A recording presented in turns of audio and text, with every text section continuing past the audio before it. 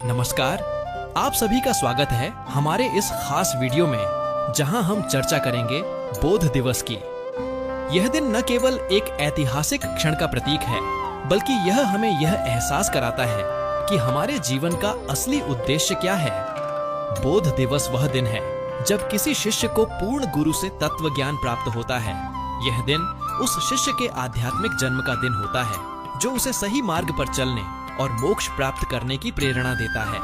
आज हम विशेष रूप से चर्चा करेंगे संत रामपाल जी महाराज जी के बोध दिवस की, जो हर साल 17 फरवरी को पूरे भारत और विश्व भर में बड़े उत्साह के साथ मनाया जाता है। तो आइए इस वीडियो के माध्यम से जानते हैं कि बोध दिवस क्या है, इसका महत्व क्या है और यह हमारे जीवन को कैसे नई दिशा प्रदान कर सकता है। जिसे जानने के लिए अंत तक बने रहिएगा, क्योंकि यह जानकारी आपके जीवन को बदलने का सामर्थ्य रखती है। सबसे पहले आइए समझते हैं कि बोध दिवस का महत्व क्या है।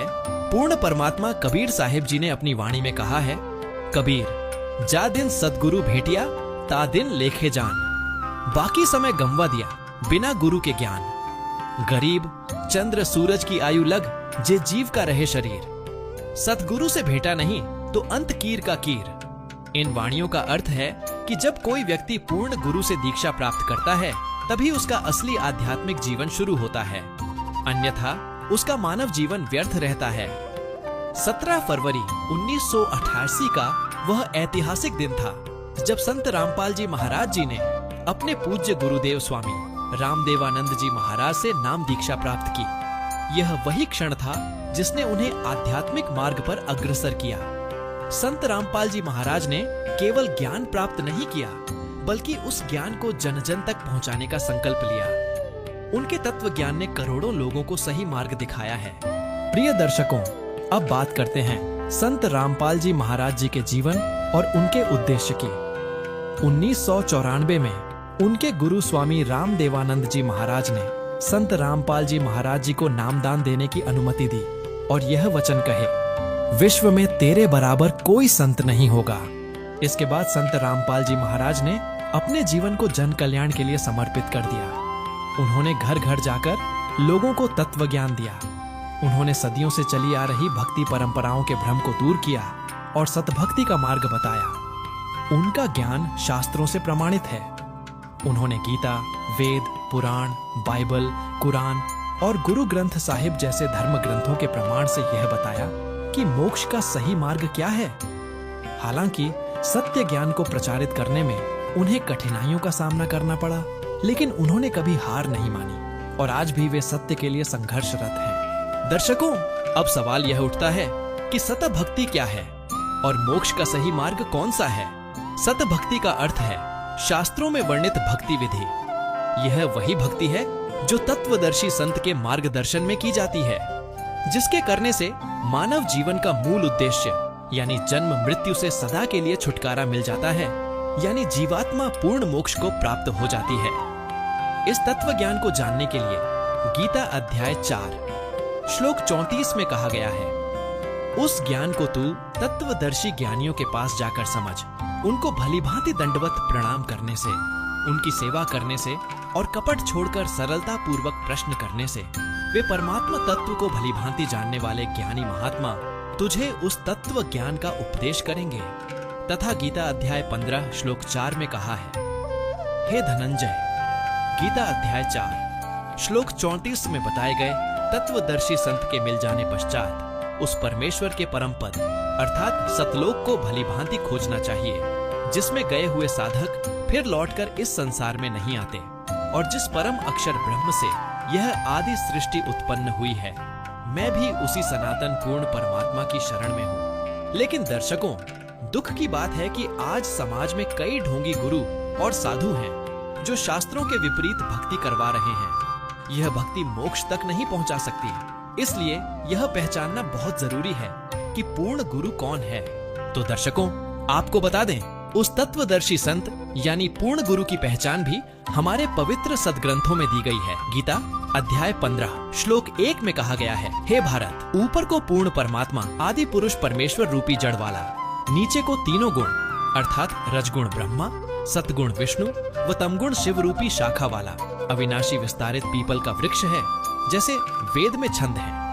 ऐसे संसार रूपी वृक्ष के भी विभाग छोटे छोटे हिस्से या टहनियां व पत्ते कहे हैं। उस संसार रूपी वृक्ष को जो इसे विस्तार से जानता है वह पूर्ण ज्ञानी अर्थात तत्वदर्शी है, जिससे स्पष्ट होता है कि सद्गुरु अर्थात तत्वदर्शी संत वह है जो संसार रूपी उलटे लटके हुए वृक्ष के सभी विभागों को वेदों अनुसार बताता है कि मूल रूपी परमात्मा कौन है और उससे निकलने वाले तना, डार, शाखा, पत्ते आदि कौन हैं। साथ ही गुरु के लक्षण बताते हुए कबीर परमेश्वर ने कबीर सागर के बोध सागर खंड अध्याय जीव धर्म बोध के पृष्ठ 1960 में कहा है कि गुरु के लक्षण 4 बखाना।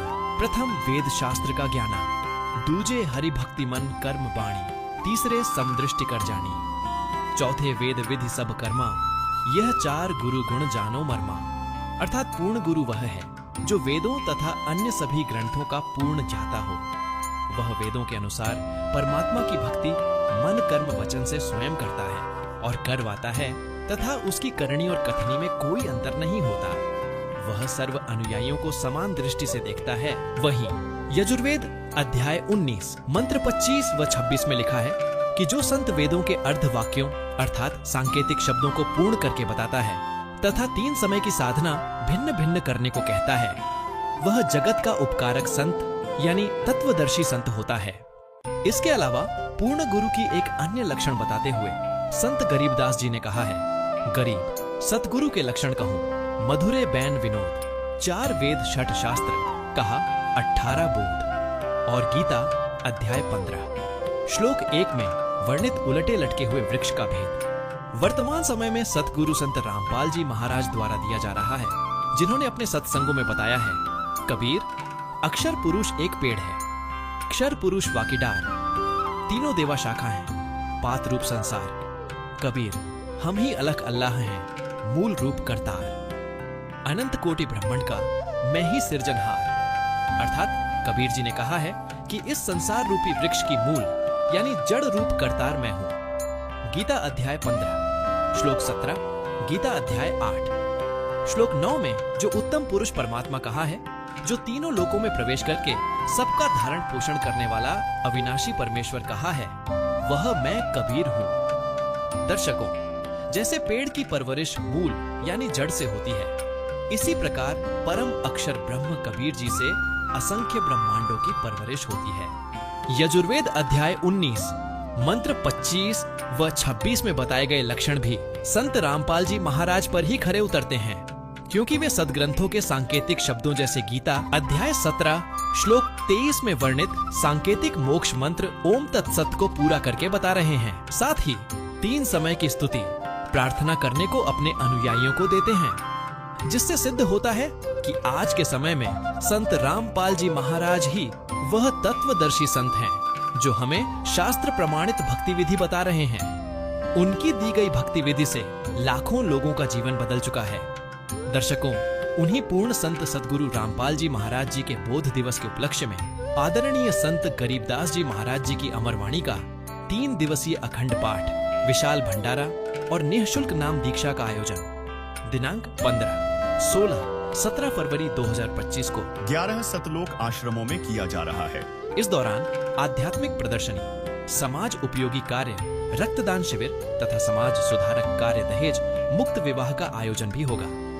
इस महासमागम में आने के लिए हम आपको सपरिवार सादर आमंत्रित करते हैं, जिसके आयोजन स्थल का पता है सतलोक आश्रम धनाना धाम, सोनीपत हरियाणा, सतलोक आश्रम भिवानी हरियाणा, सतलोक आश्रम कुरुक्षेत्र हरियाणा, सतलोक आश्रम सोजत पाली राजस्थान, सतलोक आश्रम वेदखेड़ी शामली उत्तर प्रदेश, सतलोक आश्रम धुरी संघरूर पंजाब, सतलोक आश्रम खमाणों पंजाब, सतलोक आश्रम उर्दन बैतूल मध्य प्रदेश, सतलोक आश्रम किठौदा इंदौर मध्य प्रदेश, सतलोक आश्रम मुंडका दिल्ली, सतलोक आश्रम धनुषा नेपाल। दर्शकों, कबीर परमेश्वर के अवतार संत रामपाल जी महाराज का अवतरण जगत के उद्धार के लिए हुआ है, जिनका मुख्य उद्देश्य सर्व मानव समाज को सद्भक्ति प्रदान कर मोक्ष प्रदान करना है।